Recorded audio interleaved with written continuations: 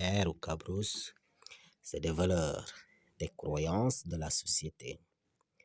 C'est une culture régie par des lois, des mœurs, des modes de conduite ou de vie populaire. On y trouve évidemment l'art de la danse, des traditions, des rituels. Aujourd'hui, les nouvelles générations confondent culture et religion. Si tu parlais la langue de tes parents, leur patrimoine culturel et cultuel, que sais-tu de leurs coutumes? Quel art pratique la société de tes parents? Connais-tu les liens familiaux? Léon Frobenius, il y a 121 ans, jour pour jour, disait de l'Afrique dès son arrivée au Kasaï. Les hommes africains avaient des armes luxueuses, véritables œuvres d'art aux lames niellées. Les poignets des sabres étaient enveloppés de peau de serpent. Ces guerriers portaient de riches vêtements de soie et de velours. Chaque coupe, chaque pipe, chaque cuillère était un vrai bijou, digne en tout point de la comparaison avec les produits de l'artisanat d'art européen.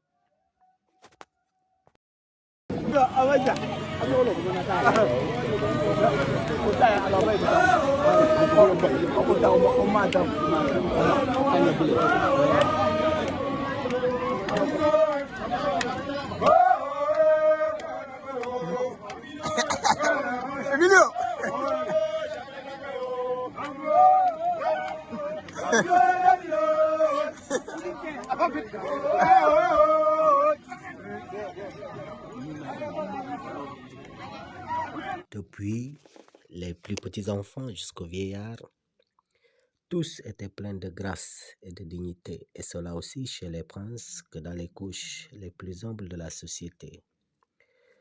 Plus les Frobenius pénétraient dans l'Afrique, plus il ne s'empêcha de dire que les Africains sont civilisés jusqu'à la moelle des os. Cette tradition que vous êtes en train de suivre à Sondiola sont seulement différentes d'un village à un autre de leur expression et dans leur catégorie de pensée. Elles ont des accoutrements, des déguisements différents, des âmes différentes et tenir compte de leur vocation particulière, surtout quand il s'agit de façonner un champion de lutte comme ceux que vous voyez là, infortunés pour la sécurité alimentaire du village.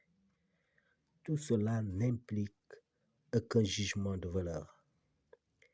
Dans l'approche culturelle, culturaliste et historique des traditions aériennes, le rôle du GPS actuel est bien connu des traditions, surtout dans le domaine de la localisation. C'est justement une des compétences de ce fétiche auquel est intronisé Jean-Claude, sans qui il n'y aurait pas de danse ni de lutte aujourd'hui. C'est dire que Jean-Claude est désormais au banc des guides religieux d'ici. Et avoir ces champions, c'est cette lutte singulière qui fait la fierté de tout jeune.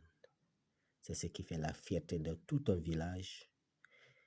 Quand Jean-Claude, dans sa hutte, qui lui sert de refuge, est en train de suivre.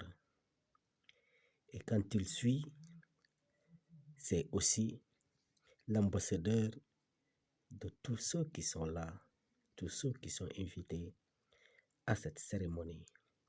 C'est une cérémonie qui, dans son ensemble, dure 3 jours.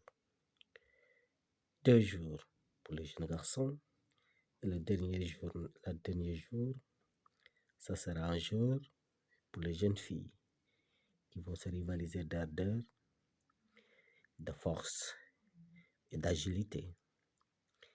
C'est dire qu'on a l'impression d'une fête, pas tout à fait une fête comme les autres. À savoir que la tradition, tout est normé. La fête, à l'œil nu, on voit la fête. Mais ce n'est pas seulement la fête. c'est un rituel, c'est une culture, c'est une civilisation. Au-delà de tout ce que l'on pourrait comprendre, parce que l'accoutrement que voici, les feuilles de rognier qui sont sur les jambes du lutteur, le foulard ou bien le morceau de tissu qui ceint les gènes, tout ça fait partie des traditions.